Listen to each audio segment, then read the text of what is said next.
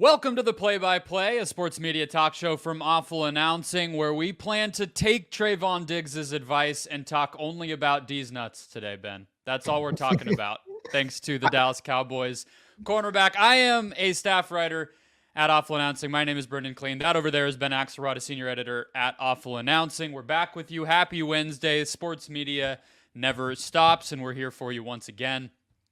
ESPN Breakthrough Draft coming up, Ben. We're going to talk about the people who actually make waves at the worldwide leader when they speak out about a topic.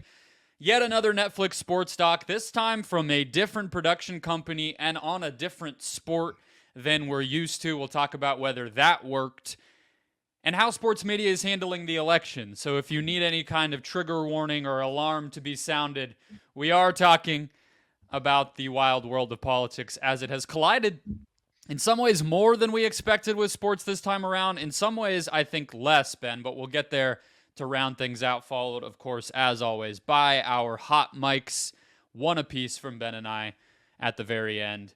But, Ben, let's talk about ESPN a little bit, as we tend to do here. And we always, when we're setting up the show, it's like, this thing happened, that thing happened, this guy said that person had this opinion. That's what awfulannouncing.com is all about. And it can sometimes be hard to combine them into one overarching thing because they're all individual people, different opinions, different shows, different day parts, everything else. And it kind of just got me thinking, why don't we talk about which of these things actually matters? And I also got my wheels turning on this.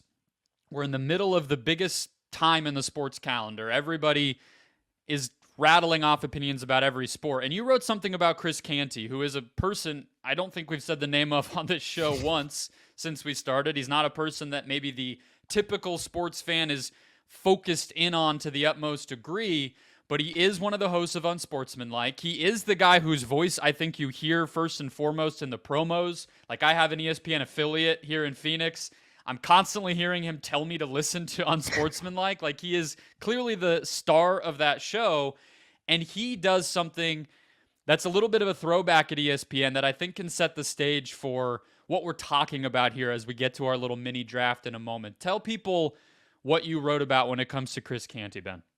Yeah, this is something I think we talked about actually when ESPN let Zach Lowe go, is that ESPN has always had this in their playbook. It's not something they go to every day. It's something sometimes it feels like they go weeks without doing, but they very clearly like it when they have talent who is willing to say something that it can then churn into additional talent. And so you have somebody give a take. Usually it's obviously a hard take or a hot take or a strong opinion. And then you can spin it forward and you say it on Get Up. Kendrick Perkins says something crazy on Get Up. Then First Take can debate it. And then NBA Countdown can debate it, and so on and so forth. And one thing I've noticed over the last few months is ever since Unsportsmanlike moved in to that morning slot, replacing the Jay Will, Keyshawn, and Max Kellerman show, is Chris Canty's been the guy saying the thing. I mean, our archives have no Chris Canty, and then this past June suddenly have a lot of Chris Canty on a semi-regular basis. And so I wrote about how he's kind of become ESPN's latest hot take machine. And it was actually based on a take that was relatively, I would say, benign. He compared Aaron Rodgers to being a cancer, and it was a clip that went semi-viral for the show. I don't even think ESPN debated it throughout the day, but just looking back at his archives on Awful Announcing's website, he had the take where he blamed Kyle Filipowski, the then Duke center, for not doing more to avoid injury during a court storming. He blamed Joe Burrow and not the Bengals defense for the Bengals 0-3 start, despite Joe Burrow basically putting up MVP numbers while the defense was a complete sieve. He called on the Dallas Cowboys to tank. And he started a feud with Stephen A. Smith by referring to one of Stephen A.'s takes as asinine. So I think what's different about Chris Canty, other than, him not being one of ESPN's marquee talents, is that he does his show at 6 a.m. And so he can say these things and it gives you an entire news cycle. I think it's especially valuable for ESPN in the dog's days of summer. But I mean, if you follow ESPN to any degree, I think it's been impossible not to notice this being a continuing trend with Chris Canty. Man, I would be telling my agent if I'm an NFL draft pick, get me to the Cowboys because I'm getting a media job the minute I retire. Yeah. Like, take some media lessons that the NFLPA will give you, do some radio hits locally, be a good sport, and you're going to get some kind of job if you have any affiliation with that star. So I'm assuming Chris Canty is your first overall pick in our draft, without a doubt. You're Chris Canty guy now? Yeah, I mean, I don't particularly enjoy the content, but like I'll take the volume. He's a high volume shooter when it comes to the takes, and also I'll give away my strategy if I say this, but I also think the fact that there are a lot of NFL takes like that really moves the needle at ESPN because they like it when you say the Jets should bench Aaron Rodgers. That's not something he's said yet, but I'm sure it's something he will say in the next couple of weeks. I think the NFL content kind of reigns supreme when it comes to this formula. Well, on the NBA side, I think another good example of what we're talking about here at the lower levels. I'm sure both of us are going to pick some higher profile people whose names we haven't said yet when we actually do this little mini draft here, but Kendrick Perkins, I think, is another example of this, right? He is the guy who will go there, right? Like he will. He's so transparent about it that in NBA Today this week or last week, he said he wished JJ Redick gave him more to rip because he was so ready to critique JJ and go viral the exact type of way that we're talking about. In one way, with Canty, I love it. That's what sports radio is all about. Do it. Like you're on a show called Unsportsmanlike in a part of ESPN's business that it is absolutely done paying attention to. Give me hot stuff. I don't care, about hearing, what the analytics tell you about the Tennessee Titans pass rush. I want to hear you rip the Dallas Cowboys. That's kind of what you're there for. So this is not criticism. It's not really criticism of Perk, although I think he sometimes struggles with the believing it part. I think sometimes it's a little obvious that Perk is just, screwing around, which can get old. But all right, is there anything else we need to set the stage for before we dive in here, Ben? I think we're going to go 3 apiece. Is that right? Yeah, let's do 3 apiece. Yeah, I think everyone should have a pretty good idea like what we're getting at with this. Okay, I'll let you go first. Okay, I'm actually going to pivot because I don't think Chris Canty is the one who does it best at ESPN. I think Dan Orlovsky is the one who does it best. That's a good one. Especially because his takes are so quarterback based. Dan Orlovsky is one of the first people I noticed doing this still. Obviously, it's something ESPN has done for decades now. But I remember when Tom Brady first got to the Tampa Bay Buccaneers and he was talking about the possibility of the Bucs going undefeated. Or maybe it was after their Super Bowl season. But it's just like a totally absurd argument to be having in July. Like, will this NFL team go undefeated? We haven't had an NFL team go, other than the 2007 Patriots, like that's the only modern team we've ever even seen approach it. So like, I think Dan Orlovsky, he also has credibility in the sense that like he is a quote unquote film guy. And so he backs up his arguments. But he also after week 1, he was one of the first people calling for the Browns to talk about benching Deshaun Watson based on his play. He's been an adamant defender of Baker Mayfield's, which to a degree he's been validated by this season. Like he's willing to go out there and give strong opinions and strong takes. And he stands by them and it often creates additional content for ESPN. And he's also often involved in that content. He'll go on First Take. He'll go on Get Up. He's one of ESPN's kind of hardest working analysts, I think. So I'll take Dan Orlovsky first overall. That's a very good pick. I did not even think of Orlovsky, but he is exactly in the sweet spot. It's also like you mentioned volume with Canty. It pays to be on so many different places on ESPN. The Pat McAfee Show, obviously NFL Live. He'll do broadcast stuff. He's on Twitter a lot. Like he's just sort of in our faces in a way that I think helps here. Okay, my first pick, Chris Russo. That's a good one.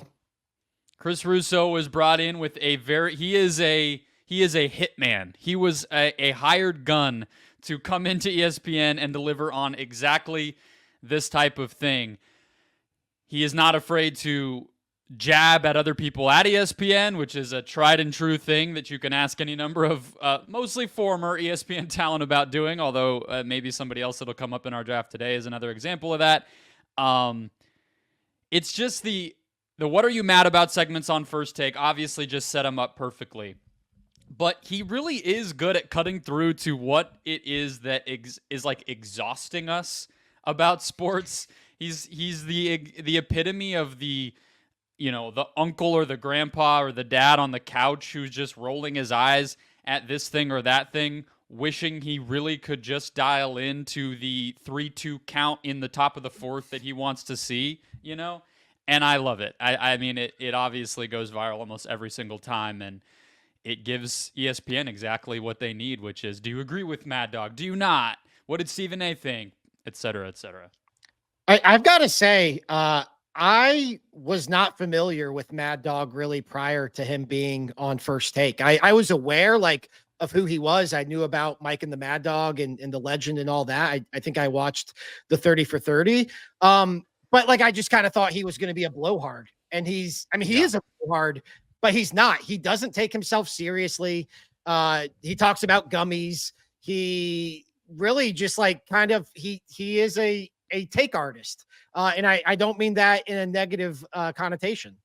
He has a sense for what cuts through with a national audience better than I would have guessed for a guy who was on local radio and then Sirius, which is probably largely his New York audience that just followed him there and maybe some extra people, but his coverage is largely centered on what he cares about and he's on MLB TV. It's not like he had this massive platform to have a litmus test of, does this take work? Does that take work? What do people think and care about and all that stuff? So that's been what surprised me is First Take is a very specific kind of show. He obviously has the style for it, but you also have to have a temperature check on fans in a way that he just naturally has, clearly. Who's your second pick? I'm going to go another one I'm guessing you weren't thinking of. I'm going to go with Brian Windhorst. I think that Windhorst picks his spots. He has credibility. This is a perfect pick. Yeah. Yeah, he has credibility, but he also goes viral. I mean, obviously, we all know about the finger pointing thing and all of that with Rudy Gobert and Donovan Mitchell. But there is also the clip from the NBA Finals where he tore into Luka Doncic. And the reason why that was so impactful is because Brian Windhorst is not somebody who tears into players on a daily basis. If Brian Windhorst is saying it, it's because it's backed up by the people he's talked to. It's because he's seen it with his own two eyes. And it's, it's what he actually thinks. It's not just a take. And so he will give you takes. I mean, I thought he had a strong take this last week that there's actually basketball reasoning behind the Lakers leaning into the Bronny James stuff because it keeps LeBron involved and they're just searching for ways to keep a 39-year-old aging superstar engaged with the team. And so when Brian says that, as somebody who's covered LeBron James for 25 years, it carries a lot of weight. And I think that he won't give you the volume that Dan Orlovsky or Chris Canty will give you. But he's going to pick his spots. And when he does, it's going to create some really good content. Windhorst is the best that I've ever seen in sports media at combining genuinely good insider reporting with the game of doing TV, right? Mm-hmm. He understands what's going to play. He understands what's going to get the intrigue of the cast on the set with him, as well as the people watching, as well as social media. But I think part of why it works is when he talks about Luka, for instance, you have a pretty good sense that probably people even in the Mavericks locker room are thinking and saying that. It's not just him talking out of his ass, right? And I think that that's part of why it's so captivating is that, wow, this guy actually knows stuff and he's entertaining me. I'm in, And so that is a very good one. You're right. I did not have it on my list. I had just the Mount Rushmore people that I'm pulling from. So I'll just play it that way and keep rolling here with Pat McAfee. And he was kind of the guy that got me thinking here. I mean, we talk about Pat McAfee on a weekly basis. We write about him constantly on awfulannouncing.com, but the take he had on Anthony Richardson this week, the elongated, very deep dive criticism of Anthony Richardson, the quarterback of Pat's former team, and of course, much criticized. He just got benched before we hit record here today. It's not so much that what Pat said was not echoed elsewhere. It's not so much that like it wasn't predictable, given that he's a a former athlete. He obviously lives in the city, broadcast from the city, played for the team. It all lined up. But it was a good example, I think, of when Pat has something to say, even, and I would say especially if it's outside the normal news cycle, he's not afraid. They spent 20 minutes on this thing at the beginning of a Monday show. That was not the biggest story in the NFL in week 8 at all. But for Pat, it was. And he can just manufacture chatter. And I think at ESPN, it obviously plays on their, digital platforms and everything else. But maybe it's not so much in the realm of what we're talking about with the kind of car wash of it all, of the, throughout the day, throughout the week, it building and building. But he has found a way to be one of the rare people that I think can actually like make something matter, I'd actually argue it's one of the bigger criticisms of him is that he doesn't do it enough because, right, that's where his feud with Bill Simmons started. Was Bill was kind of criticizing his style of analysis, which sometimes can just be like Dallas Cowboys, not good, bro. And like people want like, stronger takes. I mean, maybe not because Pat's show is insanely popular. And so some people just like the vibes and all of that kind of stuff. But I do think like this is kind of a perfect storm for Pat because it's something that's personal to him, not just for Indianapolis, but as a former Colts player. And so there's a natural connection point there.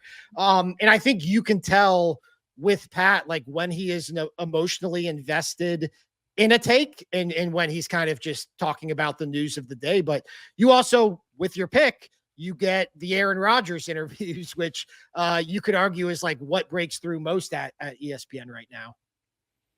Yeah. And we wrote about that at the site this week. You wrote about how Get Up was kind of eye rolling at what Rodgers was saying in the time slot 2 down from them, and obviously that the whole Pat experience has been referenced and teased and poked at on different shows, whether it's Michael Wilbon or it's any number of other people. So that of course breaks through. Duh. I mean, Pat is the most gossiped about sports media personality I think there is right now. But what's your last one here? I'm just going to go pure value. I'm going to go Stephen A. Smith. He is the OG. He, just ask him and Skip. They invented this platform. They'll be the first to tell you. I think that his ability to evolve. So that's the thing, right? Like him and Stephen A. Smith and Skip Bayless, they invented all this. They are the ones who came up, if you ask them, with argument television. Well, one of them has kind of faded into obscurity, and one of them is about to become the highest paid person at ESPN, most likely. And I think that his ability to evolve and to not take himself as seriously as Skip seems to take himself, I think that has paid dividends. I think it has kept him relevant, and he's willing to give strong opinions. That's the thing. It's not just the kind of cartoonish cowboy stuff. It's the NBA. It's calling Kawhi Leonard the worst NBA superstar of all time. It's he knows what plays. He knows what gets talked about. I guess the only criticism I would have in terms of like this format is it's often his show that's, the main vehicle for all this. So he's not necessarily always creating content for others. He's kind of the one curating the content. But I just think, if I can get Stephen A. Smith in the third and final round of a takes draft, I'm going to take him. We can't not have him. So I'm glad we got that out of the way. Yeah, I think if I'm predicting what we will be talking about a lot next calendar year on this podcast, Ben, I would imagine that Stephen A. Smith's contract negotiations and where he ends up, what roles he has, will be very prevalent here. So I will save some broader thoughts on him. I think you nailed it. My last one, similar show, another person who is prevalent and volume hitter, volume shooter on ESPN. I'm going to go with Elle Duncan. I think that Love it. She has her podcast, right? That especially with the WNBA stuff we would write about from time to time. She's on SportsCenter, not an opinionist necessarily there. She's on WNBA and college WNBA Countdown and College Game Day during the women's basketball season. Then she has become a pretty hard hitter on First Take as kind of this antithesis to Stephen A. and Shannon Sharpe, where, you know, unfortunately for her, oftentimes the only woman being put on the platform to like be that alternative viewpoint, but she's willing to go there, like we were talking about with Perk or Chris Canty, and get pretty big picture about things and give that point of view as a woman and point out to Stephen A. and Shannon what they're missing on certain arguments and things like that. So the versatility across sports, the different platforms. I think Elle Duncan, similar to what you were saying with Mad Dog, I knew who Elle Duncan was. I've been surprised my first year at Awful Announcing how often we've written about her. And I think her platform has grown during this year the same way that, you know, I'm kind of noticing it in real time. I think Elle has quietly become one of ESPN's cornerstone talents. I think you look at how they have used her in the promotion of ESPN Bet. They had the ESPN Media Day a few weeks ago or months ago at this point, and she was right up there with Pat McAfee. And Pat threatened to sue us, that one? That would be the one. Okay. Elle was right there next to him, not threatening to sue us.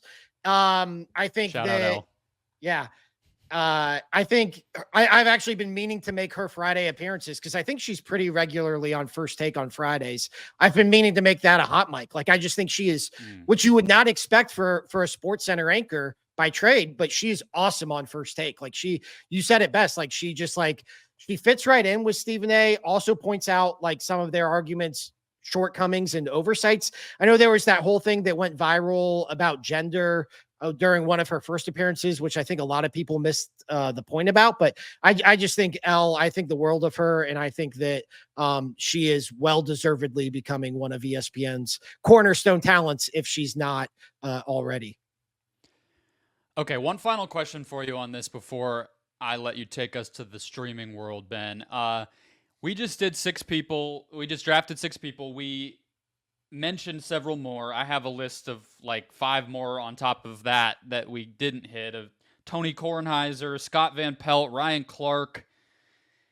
But just keeping with the 6 we have, if we did a draft of 6 across all of sports media, how many of the 6 we just picked would make it in terms of going viral and creating news cycles and everything else? Like, how much of this is happening at ESPN still? I think in 2002, every person would have been ESPN and we wouldn't have thought twice about it. What do you think now? So it's funny you said that, because when you said it, my first thought was to just look at Fox Sports. And so I'm kind of trying to think, like, would Emmanuel Acho make the list? Would Nick Wright make the list? But then I think Nick and Colin for sure, right? I think Nick for sure. Colin, I mean, Colin gives takes. I don't know like how relevant his takes are in 2024. I don't know how many people are it almost, because it's well known Colin has a writer's room, right? And I think that kind of has clouded the way people perceive his takes. I think like he had, the stuff with Baker Mayfield in the past, but it feels like a while since we've probably written about Colin Cowherd. My mind though went to Bill Simmons and Dan Le Batard, like people who used to be at ESPN, who now have platforms on their own, who are still wholly relevant outside of ESPN. I mean, Dan Le Batard, we'll get to in a little bit here, just interviewed, potentially the next vice president of the United States on his, little show. I say that sarcastically. I think like those are the ones who come to mind are, kind of established entities who have made it on their own without ESPN. So I don't know. So we did 6 names. I think it would probably be 3 ESPNers, and then those 3, I'd say Nick Wright, Bill Simmons, and Dan Le Batard. I would add Shannon Sharpe to the mix. I think a lot of his most provocative takes probably are coming on Nightcap at this point, when he really kind of lets loose. I mean, he's on First Take, so I guess I don't want to diminish that, but I think he would be the last one I would throw in there. So it's just interesting. Obviously, this whole thing is kind of spreading out in a way that's worth monitoring. All right. Netflix. Yeah. So let's get to our next topic. It is the new Boston Red Sox docuseries produced by Meadowlark Media. It comes on the 20-year anniversary of the Boston Red Sox coming back from an 0-3 deficit in the American League Championship Series over the New York Yankees. This is, as far as I know, this is Meadowlark's second full-length feature project in terms of documentaries. I know they have a couple of shorts, but I think this is second behind Good Rivals. I believe it was an Amazon series about the USA and soccer or USA and Mexico soccer rivalry. So we both watched the Red Sox docuseries. What were kind of your takeaways? The Comeback. Yeah. That's its name. I kind of struggled with it. I'm going to be honest. I felt like it for obvious reasons made me think of the Vince McMahon doc, Mr. McMahon, that we talked about, which was the last Netflix thing we checked in on. That one, you and I came at it from different points of view in terms of our passion around the subject matter going into it. I had checked out of the WWE when I was younger. You're still very much into it and aware of some of the nuts and bolts of all of that. I was less so, but to me, that felt like a documentary where both me and you and anybody in between would not only get something out of it, but find it entertaining. I was 7 when the Red Sox did this, and even I felt like I knew all of this. And I guess there's something to be said for the breadth of people that they got to participate, getting to hear from Pedro Martinez, getting to hear from David Ortiz, on and on. But it ended up being a lot of Kevin Millar talking, which is not the guy I cared most about. And it was really just a retelling of one of like the biggest stories of the century in sports without giving more meat on the bone. And I just kind of found myself wondering, like, the people who are going to seek this out are probably people who already know what it is. Younger people who don't know the story as well probably aren't going to click on an MLB documentary on Netflix anyway. So I don't know. It was frustrating that it did so little, I guess. This is going to be a boring segment because I pretty much thought the exact same thing. I thought it was well done. I thought it was, a pretty standard sports documentary. I didn't think there was anything wholly egregious about it, but I just found the subject tackled uninspiring, which is ironic because it's like one of the most inspiring stories in sports history. But I just didn't. I didn't have a need for it. And I know it is the 20-year anniversary, but this is a story that's been covered, ad nauseum in sports and in sports documentaries. I mean, there was a 30 for 30 on it 4 days in October. Like, this is a topic that even, Bill Simmons published a whole book about right. basically this. Yeah. Yeah. And so there is, there's nostalgia value in it. And I do think, like, watching it, it kind of made me think, like, was this the last time, like the last, like, fully national baseball story, like the last time like baseball like really owned a national story? And you could argue, like, I mean, I guess steroids and Aaron Judge and Cubs. I think the Cubs doing the same thing basically 12 years later. I was on the other side of that as an Indians fan. And so I guess it's hard for me to grasp like what that felt like for just casual baseball fans. It's pretty remarkable, side note, that the Cubs Indians series that year It came up yesterday for some reason, this World Series being on, and I was at the Suns game covering it, and media were getting into a conversation. That series is still a high watermark for ratings on a World Series, given that it took place in the middle of that election. This is a complete tangent, but we've been talking about World Series ratings and the Yankees being back in and everything else. Can baseball break through in a national way like this one did? How on earth did it break through? Like, the amount of attention on that Cubs team was enough to like counteract the craziest election we've all experienced. Wild. Yeah, that's maybe there's something to it with this year being an election year too. Maybe it's People the two want it. go hand in hand. Yeah. But yeah, it's just like I didn't this other than the nostalgia play, which I think YouTube has filled a lot of nowadays. I just don't know the value of this. It's a good documentary. It's a solid documentary. I'm sure Red Sox fans loved it, but I don't know. I just found it. I didn't need it. It's not. I definitely didn't need it in 3 parts either. That would be my other complaint about it. Yeah. I found myself sitting there like, okay, so part of it that I think is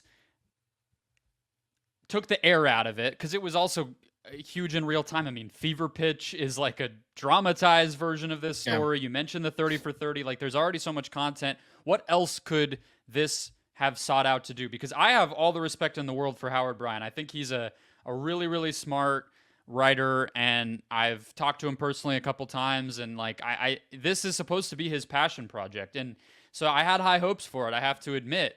What else could they have done outside of just the kind of minutes of the beat by beat of it?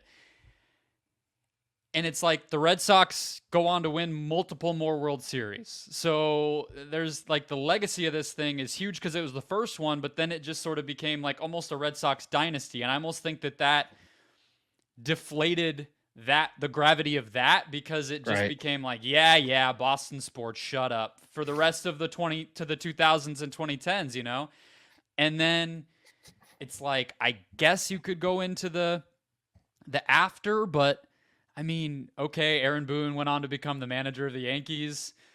Big Papi's on TV. Pedro Martinez is on TV. Kurt Schilling, like, does anyone really want to do that? It's just like, I don't know. The baseball accomplishment of it is kind of the thing of it. And maybe that is what's limiting, is like, we have this attachment, but it kind of did come and go. As crazy as 100-year story coming and going sounds, that's kind of what happened here. Yeah. Well, and you had Johnny Damon signed with the Yankees a few years later and all that. So, I mean, Tito Francona kind of flames out there at the end of his tenure. So yeah, I don't know. I found it just underwhelming as a subject, but it does. I think you and I both are interested in like what this means for Meadowlark Media big picture, because they have big plans when it comes to documentaries. Dan Le Batard said earlier this year that they plan to release 10 to 20 documentaries over the course of the next couple of years. So one, I find that curious because I've done a lot of research, and other than the Diana Taurasi one, and there's a Cowboys one that John Skipper seems to be involved with, which I assume Meadowlark is, but I also haven't like found an official Meadowlark tag on it. But like, they haven't announced a lot of projects. Are you aware of any other Meadowlark projects other than the 2 I just mentioned? I'm not. And I mean, I want to trust that, I mentioned Howard Bryant. They have Kate Fagan involved in their documentary kind of production side of things. Obviously, John Skipper oversaw 30 for 30 for a long while and is a believer in journalism, as he says often, and Dan is as well. But I also I don't know, maybe this is like giving a little bit too much slack to the people who are making these, but you hear Bill Simmons talk about this often. It doesn't take a genius to look at the output lately. I just think it's hard to do something as hard hitting as maybe John Skipper and Dan Le Batard imagine themselves doing here, because maybe there's just so much volume for a place like Apple TV or HBO or whatever to buy that is fluff, that to spend the money and the time and burn the bridges you have to do to make something real is just not worth it to a lot of these places. So maybe you do kind of have to cut through the middle and take what you can get. I mean, I don't want to assume that all these other ones are going to be similar. Maybe Meadowlark impresses us, but my impression of the Good Rivals one too was pretty similar, where it was like a retelling of a story in a cool way, but nothing super deep, you know? Yeah. It seems like for the Tarasi one, they do have great access for it, right? And so that's something that is happening in real time. She's playing her last season. Presumably they have like behind the scenes footage and access. And so there might be like some kind of last dance vibes to that one. But yeah, I think you raise a good point about how, cause you're Meadowlark, you have this journalistic brand. Dan isn't going to want to put out fluff.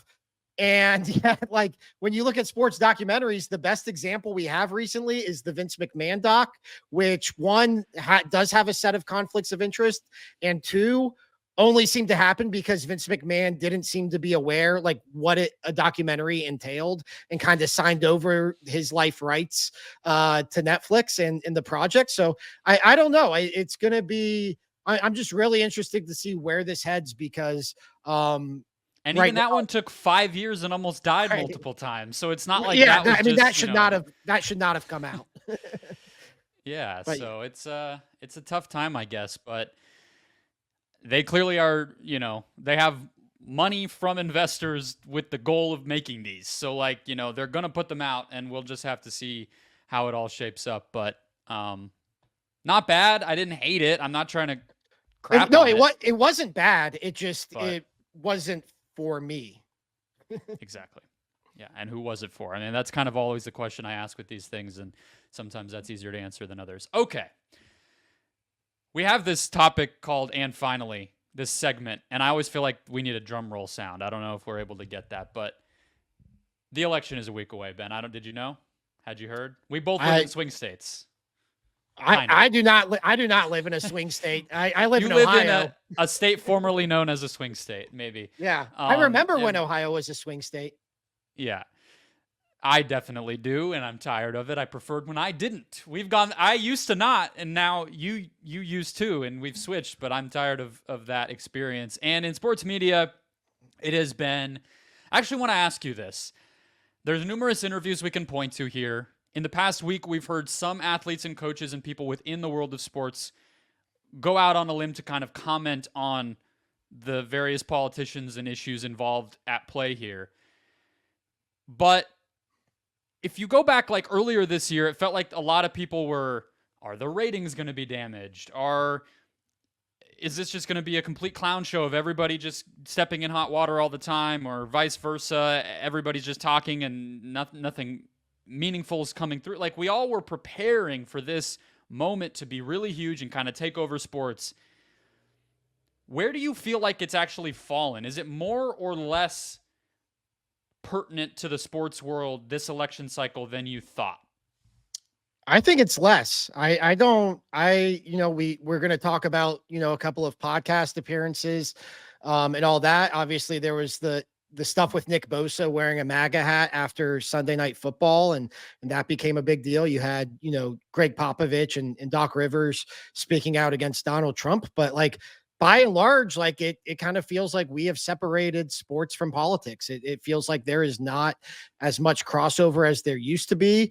And I don't have a great theory on why that is. I think maybe everybody's just a little burnt out. We're going on 10 years of Donald Trump running for president. And I think regardless of where you stand on that, I think it would be impossible to argue that it hasn't led to some burnout from both sides. Yeah.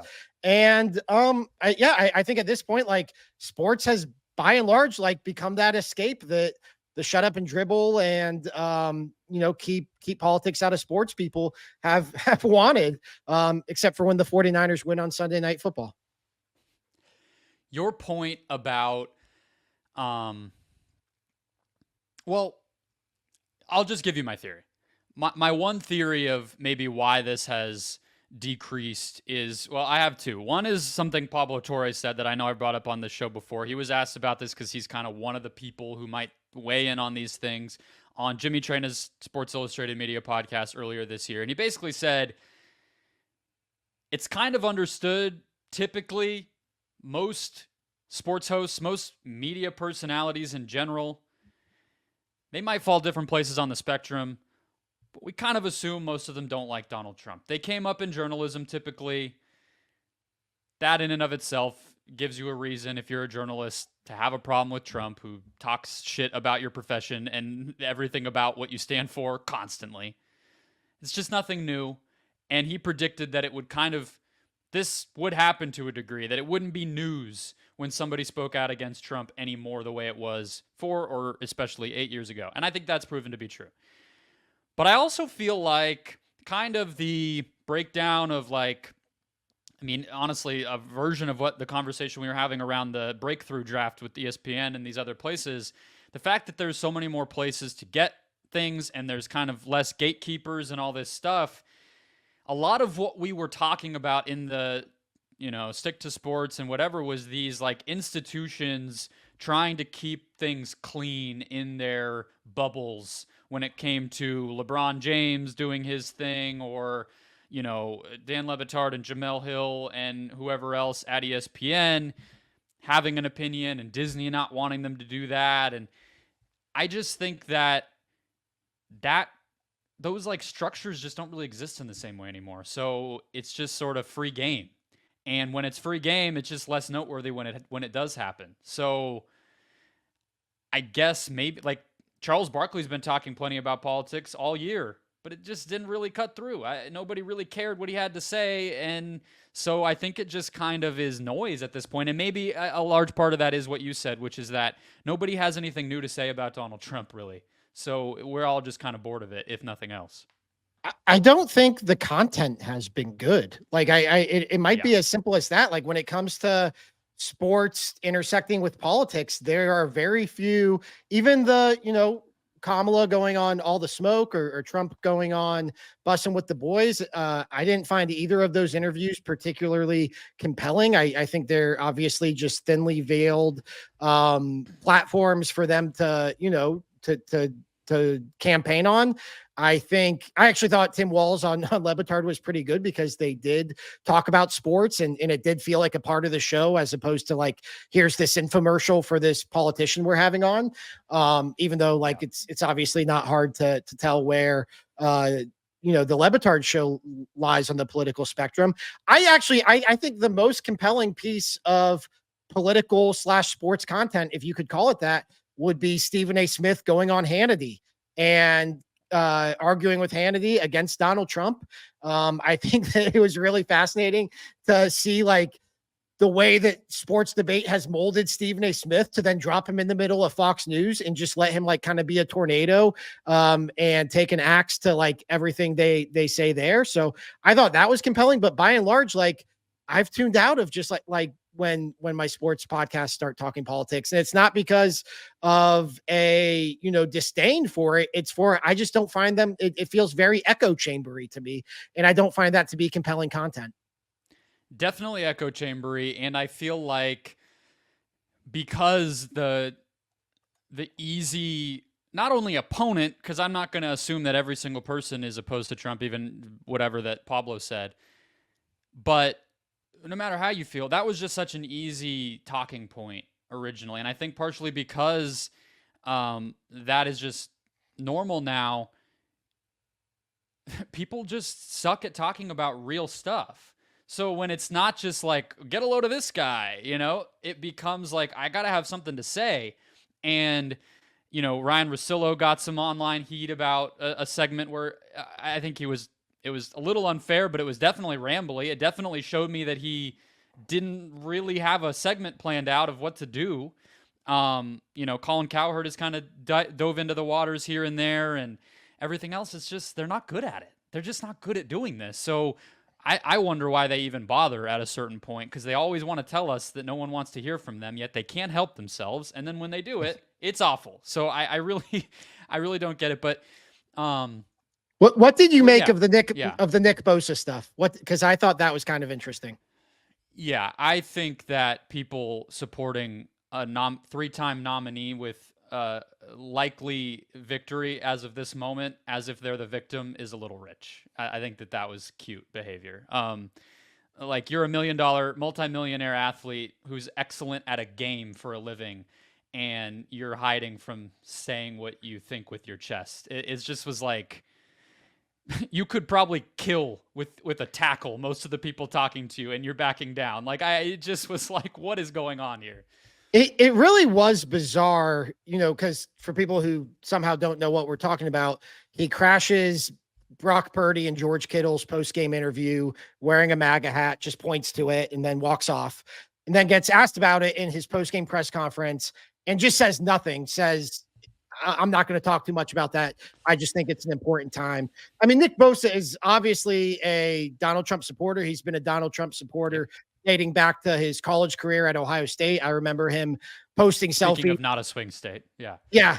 I remember him posting selfies wearing a MAGA hat on election day or the day after election day in 2016 when he would have been a freshman. It was a major storyline when it became clear that, he was going to land in San Francisco, which is a very liberal city. And so like that, we know where Nick Bosa stands on all this. And it seemed like he just wanted to get a picture that he could post on Instagram without having to, articulate why he supports Donald Trump.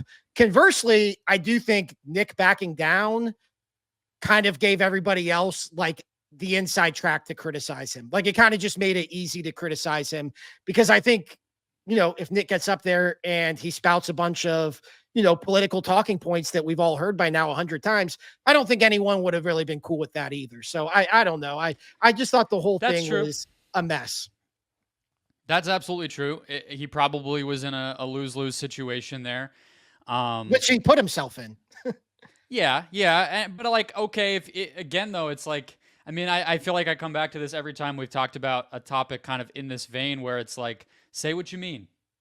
You know what I mean? And I feel like at the very least, then you at least did what you set out to do, even if you're going to get pushback. But I also you're probably right that he would have gotten criticized by some corners of the internet, but I don't think it would have been I guess the San Francisco angle of it, maybe it comes at him a little harder, but I don't think he would have gotten slaughtered. I mean, like you just mentioned, Bussin' with the Boys had Trump on. I mean, it's just it's not any kind of big conspiracy anymore against anyone who cares about Trump. It's pretty normal, especially in the circles that he walks in, and probably a lot of fans and everything else. Yeah.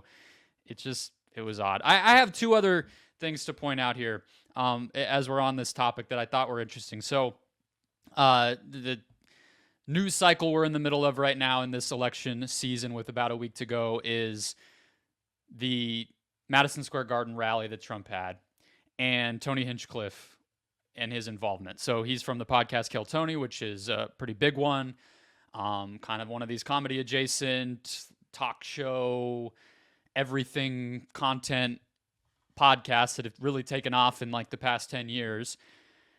And I don't really have anything to say about what he said or the podcast, but I think it's fascinating to me this way where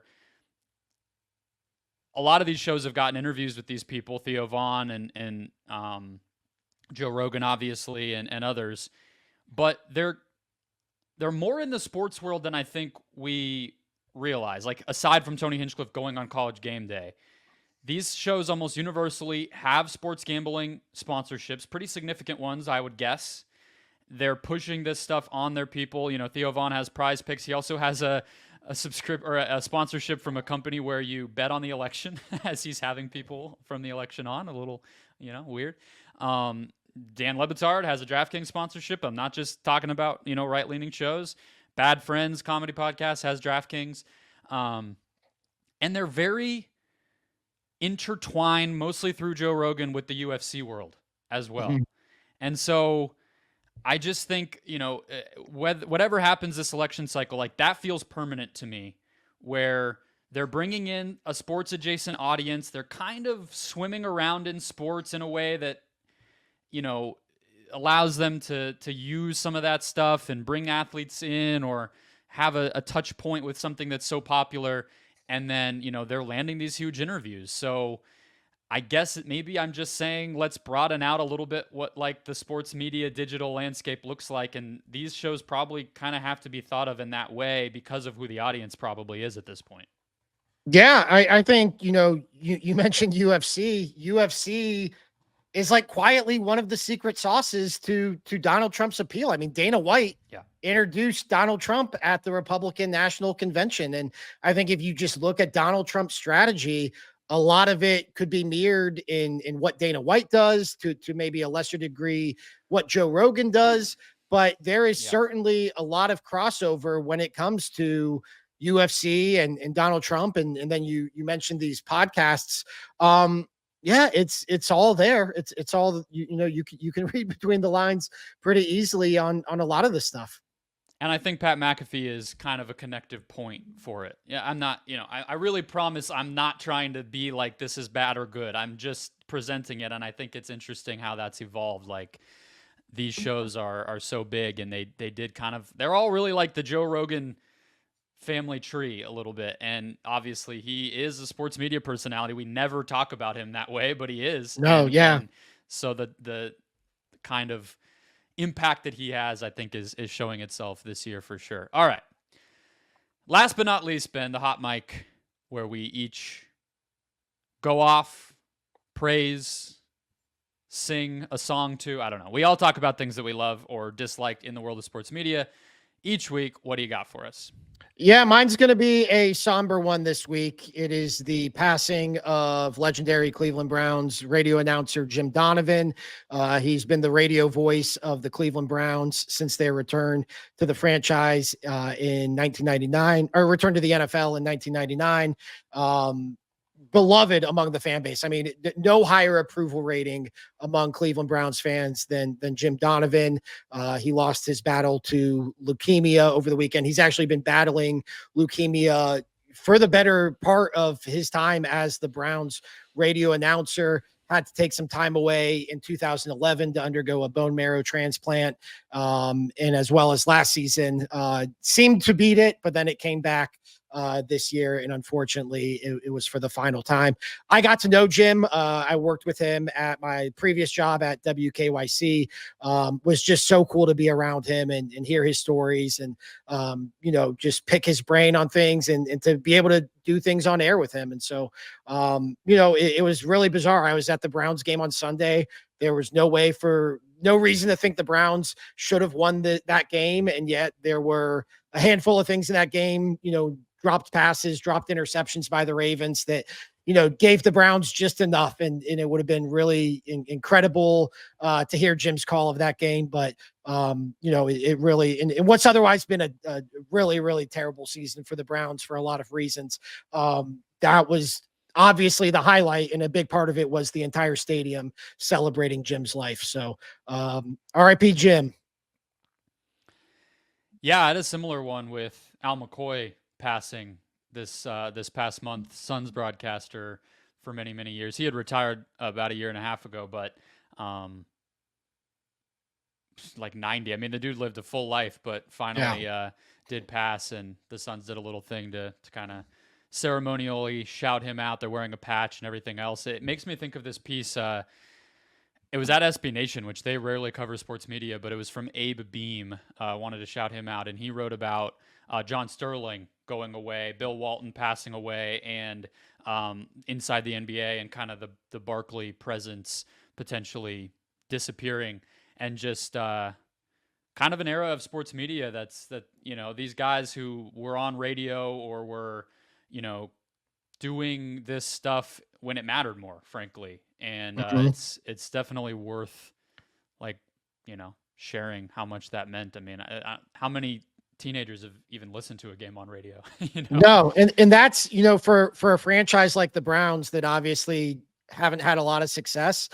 They had this iconic radio booth where it was Jim Donovan and Doug Deacon, who used to be an offensive lineman for the Browns.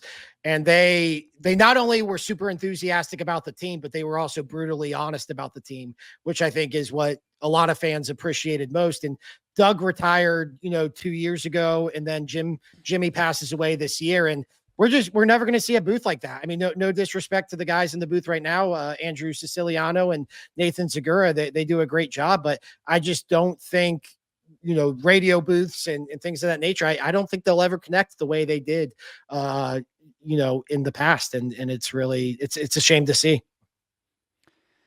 All right, mine is a little lighter, a little more back to where we started here, Ben.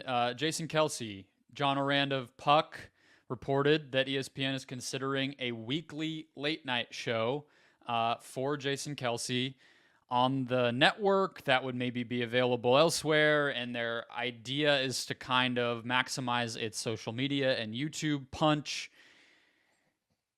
First of all, didn't Katie Nolan do this already? I believe so. Yeah. So did Yeah. Bill Simmons. Yeah, well, different place. But yeah, so I'm skeptical of this because anything that's originating on ESPN's network just feels like, I don't want to call it a lost cause, but if there's any point here to get people to tune in live late at night to ESPN to watch this guy do something, I don't think that that's going to happen. And I don't know how much it really matters if people watch something on Instagram from it. Like, I guess I would just want to know what the premise is. I guess they're not, it sounds like from Moran's reporting, they're not going to have to like pay him more or any of that. Like, this was kind of maybe in the works when they signed him, and now it's just coming to fruition.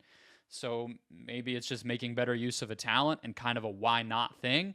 But I don't know. This just feels like something that might have worked 10 years ago. Once a week feels like it would be tough. Like, I just don't, there's not a great track record of these once a week sports, half talk show, half whatever variety show, whatever you want to call them. Like, just not, I mean, I mentioned Bill Simmons in jest like that. Any given Wednesday wasn't a terrible concept. It's just, I think it's hard for these once a week shows. You don't, it's not like SVP where we get them every night. It's not like Pat McAfee where you have them every day. I think you're trying to cram a week's worth of news into one show. I don't even know if that's what like the concept of this show would be, but it feels like a kind of a failing formula to me. I mean, Barstool Van Talk, Bomani Jones had one. I know Barstool Van Talk didn't really exist beyond 1 week, but I don't, the format I think kind of raised eyebrows even then. Like, you're bringing these guys who do a podcast regularly, and then people are going to tune in to watch them live on TV once a week. It's kind of the same thing here. Like, if I want to see what the Kelces are up to, I already am getting that. So Right. What's going to be different or unique about it, and how does it help ESPN? I don't know, but it's not like it's not worth trying. I mean, it could develop some good content, but I guess just from a business standpoint, it confuses me as to why they would go this route with him. I think the other shoe to fall on this would be Travis retiring. I think that would be the end game.